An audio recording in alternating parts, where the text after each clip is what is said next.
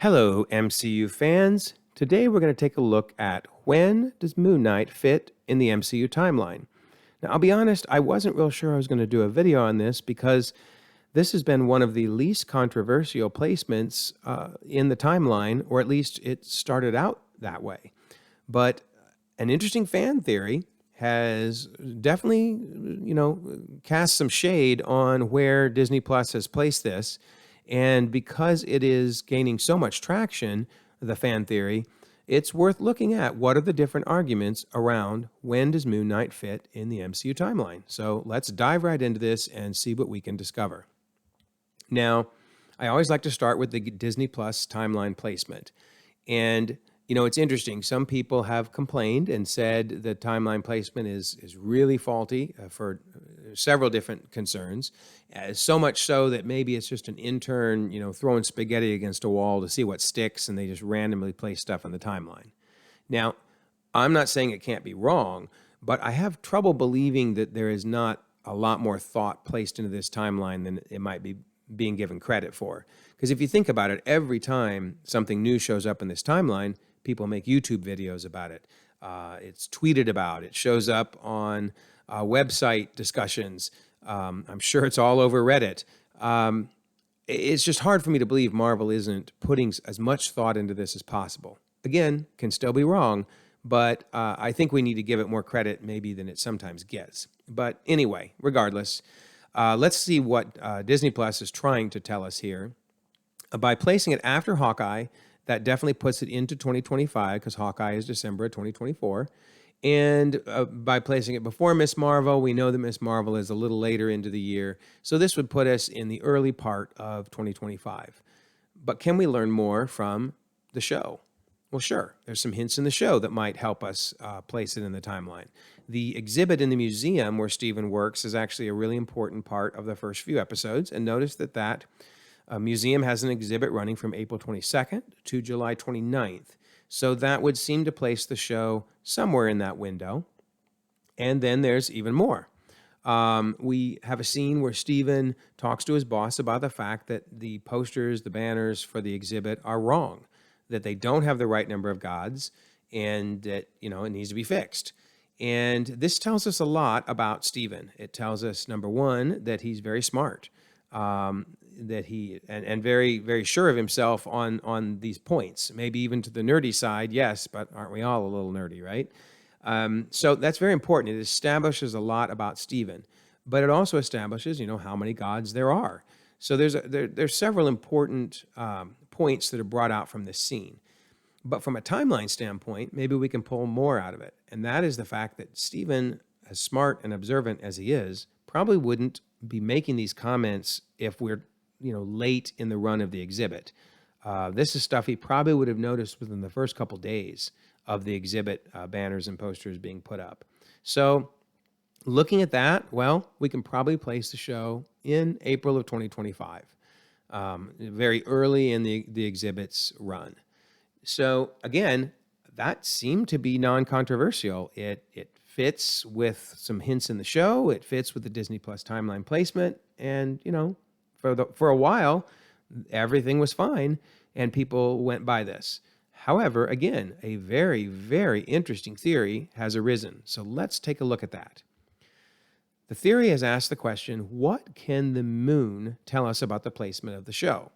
Now, anybody who was, paying attention to some details in the show noticed that the end credits, the phases of the moon changed each time. And in fact, in the show itself, the phases of the moon were very consistent.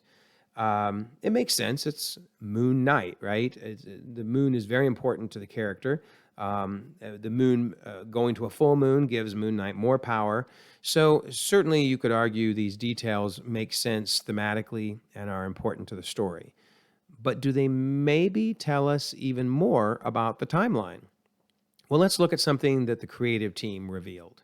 A lot of times creative teams are asked, hey, when does your show take place in the timeline? And, you get all kinds of answers. Well, we don't even know. Or sometime after Endgame. Or maybe around the time of Far From Home. For the most part, the creative teams honestly don't care. They want to put in whatever continuity needs to be put in for Marvel's sake. But they're producing their movie, and or TV show, and they don't honestly care when it happens in the greater scheme of things. Which is why so many times the answers we get are wishy-washy. Not necessarily this time, though. This quote is fascinating. The Marvel world is so complex. We had a date, we had a year, but I'm not going to say it just because it doesn't matter anymore. Interesting. So we can learn a lot from that. The obvious is that they had a date in mind. They built this show around a date, and that date is not what Marvel is sticking with. That for whatever reason, because of the world being complex, I would argue because of the pandemic, there were so many things going on. It was so hard, I'm sure, to put together Phase 4. But regardless, the bottom line is Marvel does not seem to be using the date that the creative team built the show around. Okay, so does that mean there might be more meaning in these phases of the moon than just a cool, Easter egg of the moon slowly changing to a full moon? What if we looked at that to help us indicate when the show might be happening? Okay, well, if we were to line up the phases of the moon with the days of the week that the show is occurring, because keep in mind, especially in the first few episodes, we knew what days of the week they were. Stephen was looking forward to a date that weekend, then he has the date, then he goes back to the museum, there's the attack at the museum, the next day he's fired. I mean, a lot of really specific days of the week. So if we lined up the phases of the moon from the episodes with the days of the week, what would we find? Would we find that it is somewhere in, and also we have to keep it within that window, remember, of April to July, because that's when the exhibit's running. Well, some people much smarter than I am, who understand this way better than I do, looked into this meticulously, have said there is no time in 2025 where the phases of the moon align with the days of the week between April and June. In fact, it's 2024 is the only time between April and June where the phases of the moon line up with the days of the week in the episodes. So could it be that the creative team had picked this time frame and therefore made the phases of the moon line up with the days of the week? If so, wow, that is amazing. Amazing by the creative team, but also by the really clever and smart people that discovered this. In fact, a gentleman named Chris Evans, not the Chris Evans, but a very smart Chris Evans, was the one who laid out this theory first, and a lot of other people have been paying attention to it and looking into it. So I certainly find it very interesting. The only minor issue I have, I guess, is that this then goes against the fact that Stephen would have been complaining about the number of gods on the banners and posters so late in the run of the exhibit. This would be almost 2 months, a month and a half into it. Now, you could argue the one is just a minor throwaway comment versus this is meticulous phases of the moon. But again, as I established, I don't think it's a minor discussion. We learned so much about Stephen, about the number of gods, etc. It's just odd that they wouldn't have picked phases of the moon that align with an April time frame, because I really think that that indicates April. But nonetheless, this is really cool, and I give huge credit to the folks that have laid out this theory and are putting it on the table. So what do we do with this? Well, one thing that's going to help is when Thor Love and Thunder gets placed in the timeline, probably in the next 40 days when it leaves theaters, that's going to tell us a little more, because Thor Love and Thunder definitely happens around the time of Moon Knight. I say that because in the Moon Knight show itself, there was an interesting little Easter egg where not all the gods show up when they have the big gathering. And it's not explained why necessarily, but certainly something's up, right? Everybody should have shown up for this gathering. Well, the creative teams have said that some Easter eggs that were cut from the show actually referenced Gore, who, of course, shows up in Thor Love and Thunder, and made reference, maybe another potential comment was that the gods are being killed or dying. So it seems like they need to be around the same time frame. Well, if Thor Love and Thunder gets placed in 2024, that will certainly make us wonder, shouldn't Moon Knight move there too? But if Thor Love and Thunder is placed in 2025, well, maybe then it really is in 2025. So this will at least help us a little bit, but I don't think it's going to resolve the issue. Because at the end of the day, there is always going to be a tug of war between Marvel and the fans. And I mentioned this in another video, but it just makes sense to bring it up here too. That, Marvel is laying out an overall narrative of, now 36 movies and TV shows and trying to fit them all together into a cohesive storyline.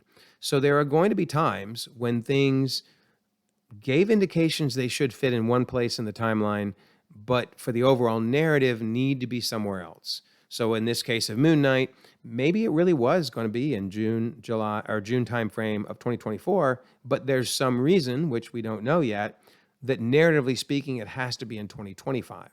Well, Marvel's going to say, hey, it's 2025, and the fans are going to push back on that, yes, but, it's this tug of war.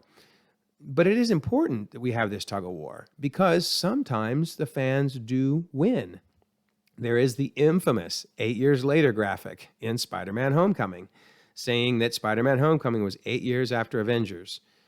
Well, there's no way it was 8 years after Avengers. We all knew that. We knew that as soon as we saw it on the screen. We were all scratching our heads. But Marvel actually defended it for quite some time until they finally admitted, okay, no, it's really 4 years later. We got it wrong. So this tug of war is healthy and good. We fans, we care about this stuff. It matters to us. So it's good that we have this tug of war, but just keep in mind that at the end of the day, there is an overall narrative story, and so sometimes that's going to take precedence over a fan theory. I don't know in this case which is going to win. The tug of war definitely is still happening. We are experiencing this on a daily basis. I see more and more stories popping up about the fan theory. So the tug of war ain't over on this one, but just keep in mind that at the end of the day, the narrative flow of all of these things together is what's the most important. And don't let that get spoiled by an issue here or an issue there. So I hope this helps. It doesn't have the answers, but for now, I'm going to stick with the Disney Plus timeline until they change their mind, assuming that there's some reason for it. But either way, I appreciate all the theories. I'd love your comments down below. Please like and subscribe.